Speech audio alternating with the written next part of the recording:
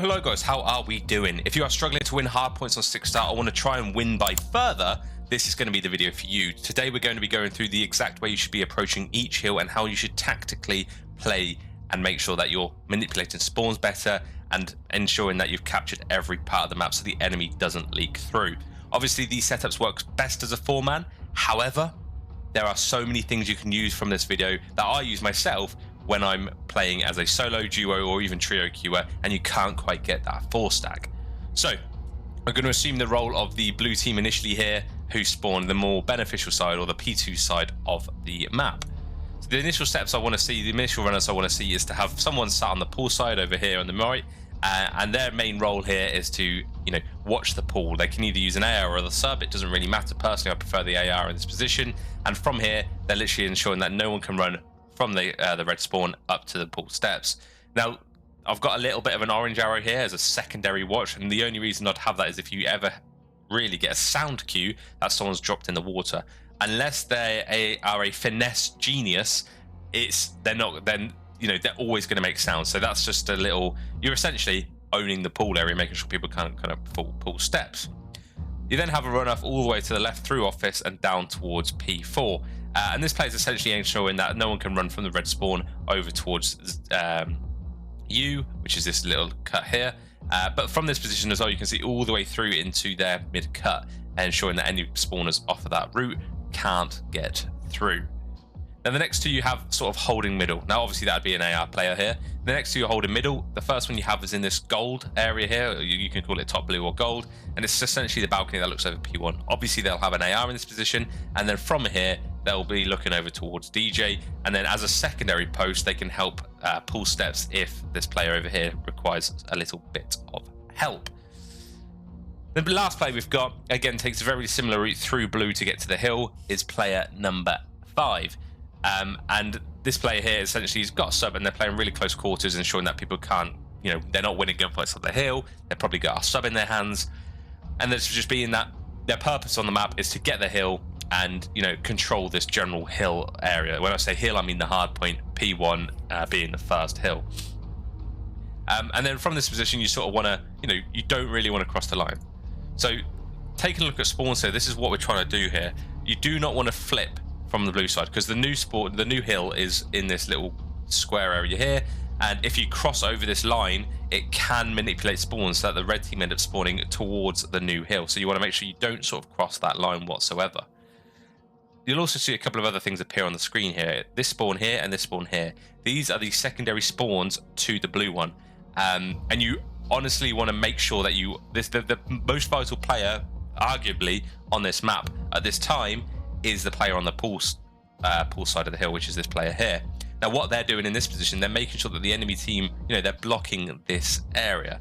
Now that this person staying alive essentially means that if a red player a red player can't get through this side of the map. Now if a red player did get through this side of the map, the green spawns are no longer blocked and it will end up spawning the blue team all the way out towards the yellow here. So this is just a little bit of a diagram just to display what, who's blocking what spawns.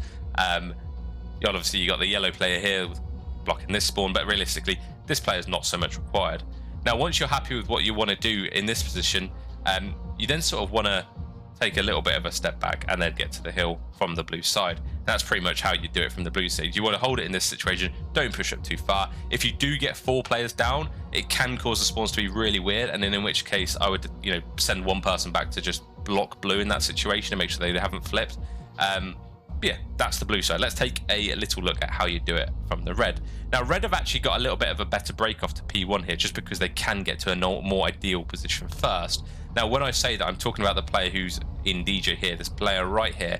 They get here before, pretty much as the enemy gets to here, or gets out of here. So this player is essential in ensuring that they can sort of get info on the top blue here, as well as trying to challenge anyone coming out of the regular side of blue.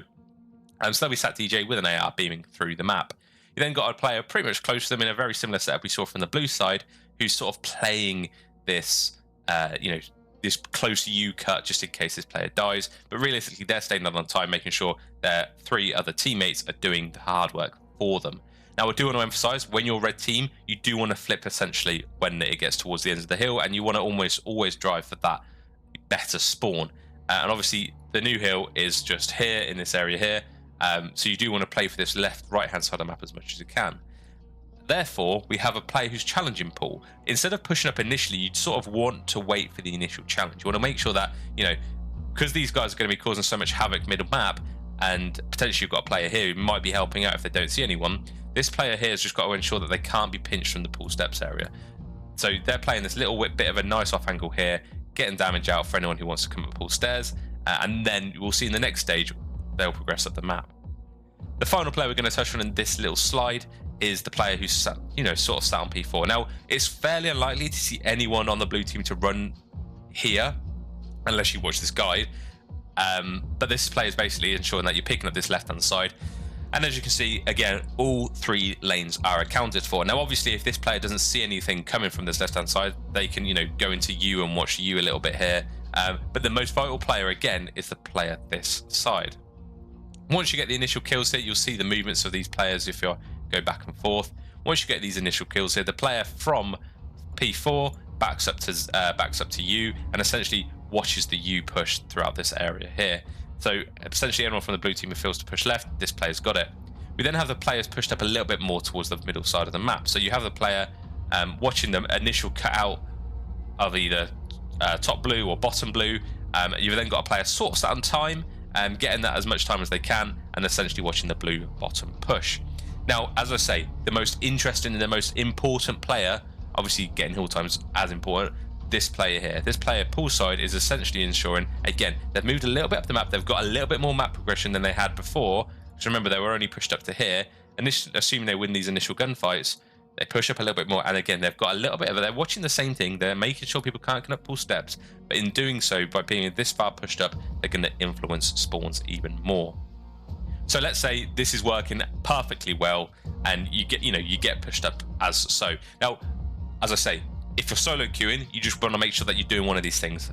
The biggest thing I try and do when you're solo queuing is this role here, the role of the right-hand side pool side, because this is essentially the closest spawn to the new hill. So if you are solo queuing or duo queuing, you want to at least make sure that you or the other player you're playing with, one of you's picking up this right-hand side of the pool. This is the most important area to watch. Realistically, if this area is left open on the left-hand side of the map here, P4, not the end of the world because you can sort of defend it from you.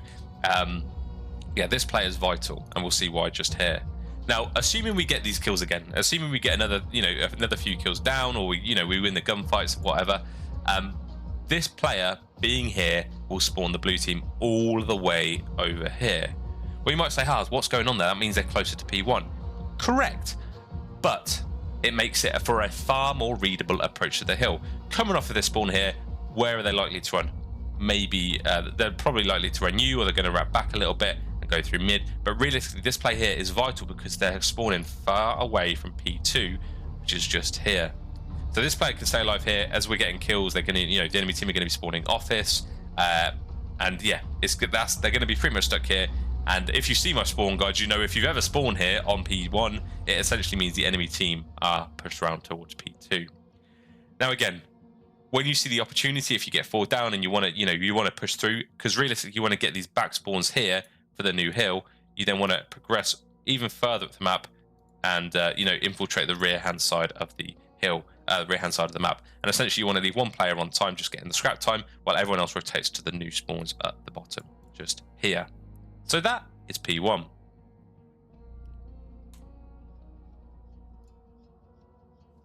Moving on to P2 here. Now we're going to presume the side of blue team again. So this is assuming you get a decent setup, you get the initial kills at P1 that we saw at the end, and the spawns flip. These are the situations you want to try and keep. So the main 2 spawns you're going to see are the blue spawn here, the light blue spawn. This is where the blue team are going to spawn. And then the primary spawn for the red team is going to be here, but due to players being this far pushed up on the pool side, they're going to be spawning far here, which we're going to get into in a little minute. So starting off here, we've got a player at the top of this ramp here, essentially making sure the enemy team can't spawn here. This player here is blocking this area here, but they're also watching the mid cut through blue, so they, the player on the time knows they don't have to watch this vent. Then, obviously, you have the player on time, just essentially making sure, being the last resort player. If this player communicates, oh crap, someone slid in through the vent, this player can go, okay, and turn and watch that. But generally speaking, they're getting hill time and they're trying to be adaptive to what the other three are communicating to them. Ideally have a sub, but an AR would work, especially with the headshot cheese with the MW currently. The next player we have is the player in the pool. Now what they are, they're in the water, they're to the side of this little island, and they're essentially watching the mid-cut for anyone who's trying to run from the pool side on the land across to the hill. And then covering them, overlooking them, is a player near the jacuzzi, near the shallow pool, or the sunbeds. They're essentially watching over this player here, ensuring that they can't get pinched from anyone deciding to hop into the water. Now, as I said, the spawns are very vital here. So this player pushed up this far into the pool essentially means the red team spawn even further out here. So you do want someone with presence in the pool, as well as having someone here blocking to ensure that they maintain a really fast spawn. If this player back here wasn't this far back and this player is pushed out, this will open up the spawn for the red team to spawn here, and they'll essentially just pinch you. So it's very important that if you have someone pushing up this right hand side of the map, you also have someone sat deep a bit here, ensuring they can't spawn behind you. Now, once you essentially get the initial kills here, you want to try and progress up the map as much as you can.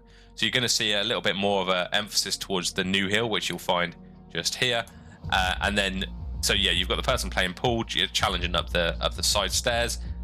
You've got the player, challenge in the middle. You've then got the player, coming from the back spawn there, releasing the spawn. The vital thing here, they're letting people spawn here now and pushing up. You don't want to do that immediately. You want to do that within the last half of the hill, really. Probably when there's 20 seconds left in an ideal situation. And yeah, they're watching these initial kills. They get these kills, and essentially you'll spawn the enemy all the way out. And that's why it's important to have this person just watching this vent as a last resort. So you're successful there. You get through to the new hill, and the enemy team are all spawning out just like so. So it's very important that you do that. And this person is probably going to die here, but they're going to get scrapped. And essentially you rotated well to the new hill because you put the pressure on. You then spawn them out whilst leaving the spawn open. Let's take the position of the red team. So let's say from this right top hand side of the map, you get a decent amount of control initially. You don't quite get the spawns in P1, but you've got, you've rotated fairly well and you managed to get on the hill first. This is a decent setup to have. So first of all, you have someone middle, essentially making sure that anyone from the blue team can't get through middle and pinch. And essentially, they might not get many kills here because it's a little bit of a stretch to get to the hill from here. However, this is a vital play to have to ensure that this player here and this player here can confidently know they're not going to get hit from the behind. The next player we have is a player here who's essentially just, playing a little bit of a weird angle, playing a little bit of an off angle, and essentially ensuring that people can't come through this vent from the blue team. You then have the player on time who is also watching this vent here. So you can see we've got, this whole side covered from this player here. You've got this vent covered from that player here. You then have this vent covered from this player here. And then the only other place they can go, unless they decide to wrap all the way around, which is going to be very unlikely, is here. So that's why we have a player on the sunbed essentially watching this angle. And you want to keep it this way. You want to keep it this way for as long as you can. If you're happy with this, this hold, brilliant. However, I would suggest trying to flip it out. So when you get these initial kills from this setup, you push through, get presence towards this back half of the map. The player middle can then push up to watch the cut. The player on the time can turn around and watch the water side. And these two players essentially clear out the back. Now what that does is it spawns the blue team back here. And again, you then set up as if you would like here, and you play it just like this. And then you can do the exact same thing as you would for the blue team. You get the initial kills, you then push up towards the end of the hill, you then spawn the other team all the way back out here, rinse and repeat. So it seems fairly straightforward, and obviously it does work better so far with a 4-man. So it's great to have a 4-man in, share this with your friends if you have got a little guaranteed 4-stack. But as long as you're getting the idea of what's happening at this point, you can sort of fill in the gaps if you're a solo or duo queuer. Again, if you have any questions so far, leave it down in the comments and I will try and help you out. So that's P2 of 6-star. Now, before we get fully into P3, which finds itself up here, this is one of the hills on the map where you need to rotate early to. Whether there's 30 seconds of scrap time left, you can almost guarantee 60 seconds at this new hill. So assuming you followed the steps so far relatively closely, we're going to be absolutely fine for this setup we have here. So initially what we're going to see when P2 is still sort of still lingering is you want to set up early. You want to make sure you can get into this sort of setup as early as possible because it's almost impenetrable. Obviously if you whiff gunfights, and you're probably going to lose it. But you can see here we've got all three sort of lanes covered. First of all, we've got the player deep back spawn, basically watching the push around the left, because what a lot of players you'll see do when they're coming off the blue spawn is push around the left here. Then we have player 3 who's watching this middle cut, player 4 watching the outer wooden stairs, and then player 1 sat here, essentially ready to get the new time, watching the hop up at new. Now, what you'll see is a lot of time the routes people take off blue here is, as I say, you'll have maybe your 1 or 2 players play the left, which is why it's essential that player number 2 is back here, because these spawns back here are huge. You need to maintain these back spawns, but you initially need to win this setup at first, initially anyway. So you have someone who's watching the left-hand lane here, you've got someone watching middle, and then you'll probably get a couple of people push through the front, which is why, as I say, you've got player watching the wooden steps and the player watching the hop up. Now, if it happens there, this player, kills the first player, then gets traded by a second player here, one of these two have to take the opportunity to go, okay, leave it with me. They turn around and get to the hill, or, assist with this middle area. Ideally, it'd probably be this player here who literally just spins and turns, while this player holds it by themselves. So it's, in order to communicate effectively, you sort of need to work as a team, but ideally that's what should happen. And then once you get these initial kills from this setup, you can sort of establish your way into the ideal setup once the new hill pops. So the new hill pops here, and then the two main spawn points are P2, which is the old hill, which is just over here in the spa area, and then the back spawn here. Now, you're going to wonder why, everyone's changed, or no one's changed really, apart from this one player here. Now, the reason for that is because number 2 here, this player in the back spawn, is literally just doing that. They're holding these spawns. The default for spawn, when these are unblocked, when this spawn is unblocked, is back here. So if you want to stop your enemies from spawning back there randomly, you literally need to have a player back here watching this flank side. They don't necessarily have to be in this area. They can be a little bit maybe over this area here where my cursor is, but generally speaking, you need someone in this vicinity where my cursor is, stopping them, spawning back there. And then obviously you have player 4 and 1 who are holding their position, the wooden steps and the hop up. But as I say, the only player we've seen move from this middle position here is here, and that's just to put a little bit more aggression towards the middle. From this line of sight here, they're looking down pool steps. They can see anyone crossing towards the current hill, so they'll get information for the teammates on the hill, and they're also holding middle. So this player here is almost a little bit redundant in that the only purpose they have is holding spawns, but that is a massive purpose. It keeps spawns predictable, and so as long as you have someone here, you're going to be absolutely laughing. Yeah, whilst they're here, they may as well watch this flank just in case someone from the blue team decides to, run all the way around you and flank massively like that. Probably unlikely.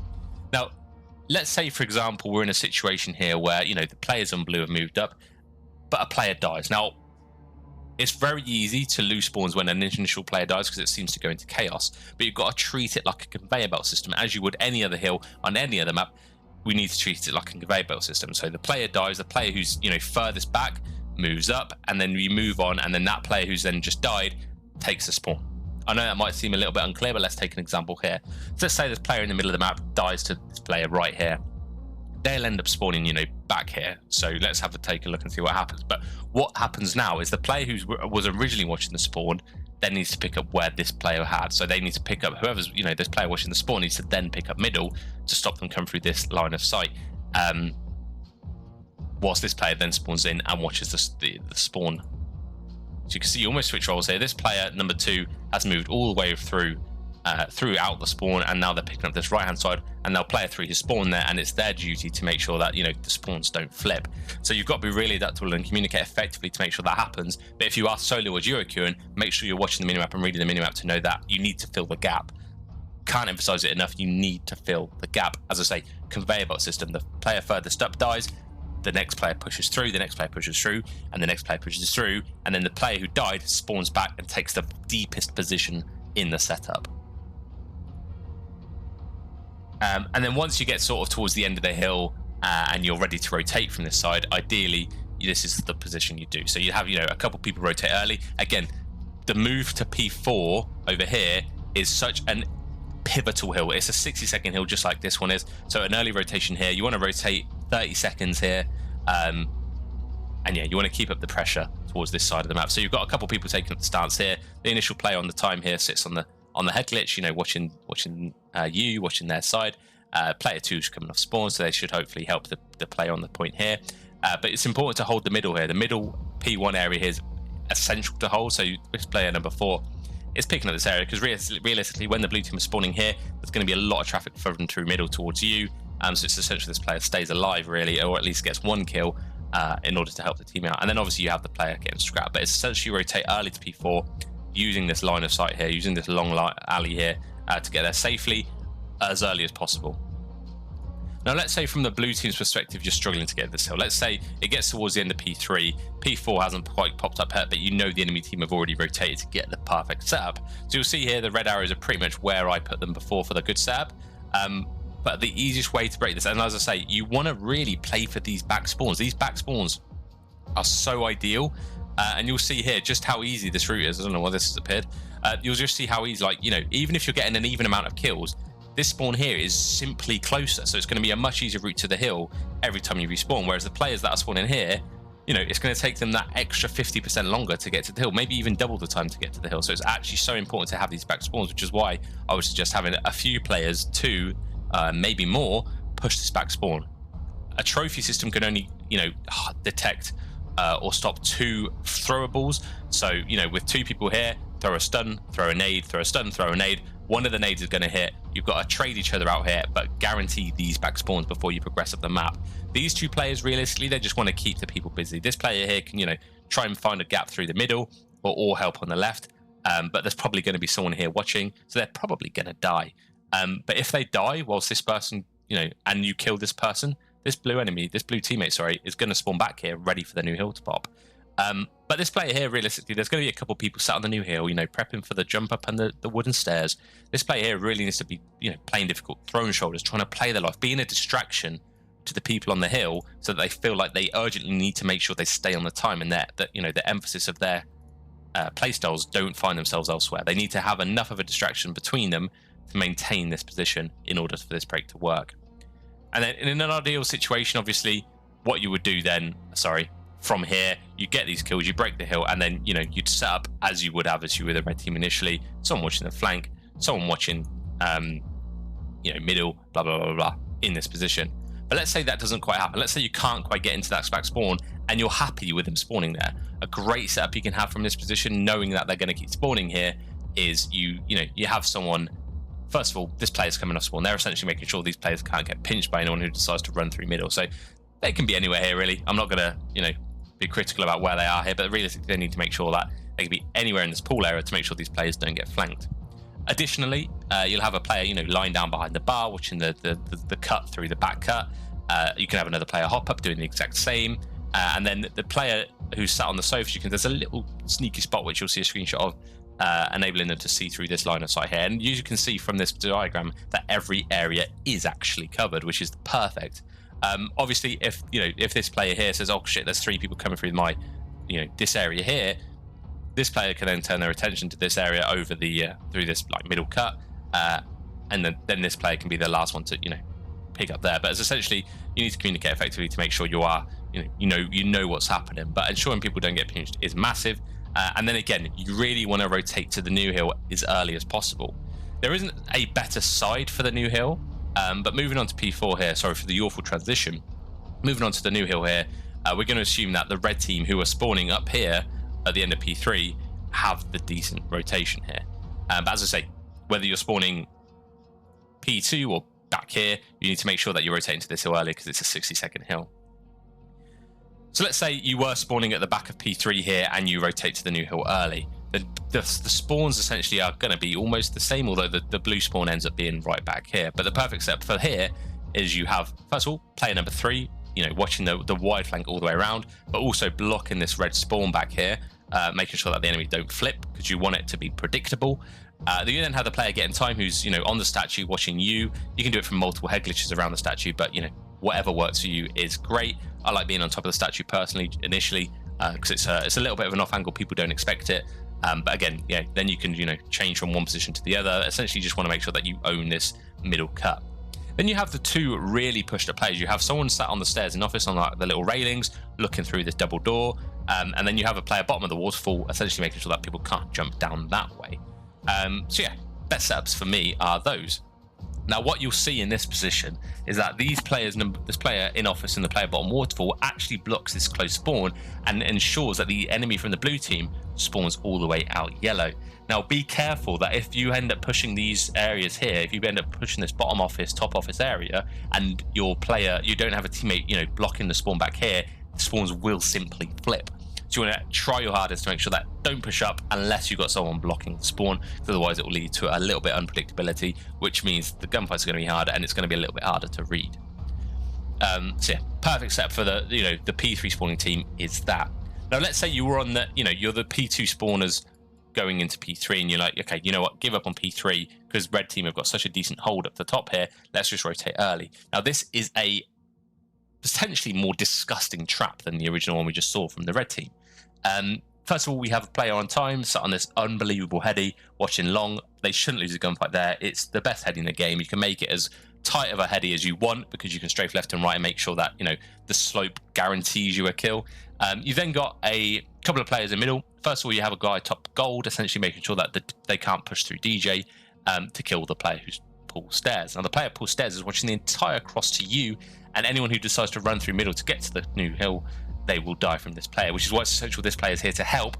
One, to trade this player to make sure that they, you know, there's still someone in the middle for the presence, and two, to make sure that anyone from the red team can't actually get to this player to kill them in the first place. Now, you're probably wondering what this player's doing here, because this arrow pretty much doesn't lead to anywhere that's useful. Now, this player's main role is to ensure that the spawn is blocked. You can see here that little turquoise ring ensures that they're blocking this hill. So they need to be top offers and ensure that the enemy team don't spawn here. Now, in an ideal world, no one's going to die here. But let's say, for example, this player, you know, gets a couple kills. They lay down, they're reloading, but they, you know, all four of the red team are pushing this way. This player needs to take cover. Now, what this player can decide to do is they can come back and lay behind this monument like so. This player can then be the complete overwatch of this area. These players are going to try and watch the, you know, the red team are going to see, okay, where's the blue team contesting from? They're going to swing left, they're going to swing right, but this player is going to be making sure that this player doesn't die off the hill and at least contest it while staying alive. But ideally that won't happen. So this player is literally just going to be blocking the spawns. It's probably going to be a really boring role, but it's an essential role to ensure that the red team don't end up flipping. Now, this setup works perfectly so long as you don't cross this blue line. Now, obviously, you can be here, that's absolutely fine. But as soon as you start going over this dotted line, let's say the people in mid get a little bit over aggressive and they start to push through, it starts to block this back red spawn, which then opens up the yellow spawn that we saw over here. And what that then means is that the red team will end up spawning back here, and it again leads to unpredictability, which is what we want to avoid. So yeah, that's the 4 hills. I hope you enjoyed. I hope you found it useful. If you have any questions, let me know down in the description, down in the comments. If you want, if there's enough demand, I will create documents similar to what I did on the spawn guides for these. It will take a little bit longer. It will be more of a guide, but just a snapshot, a screenshot of each of these in a document that you can just, you know, have on your second monitor or have on your phone as you're playing, so you know exactly what you can do. Feel free to share this with your teammates, you know, to optimize the setups you have, and enjoy the rest of your day. Ciao for now.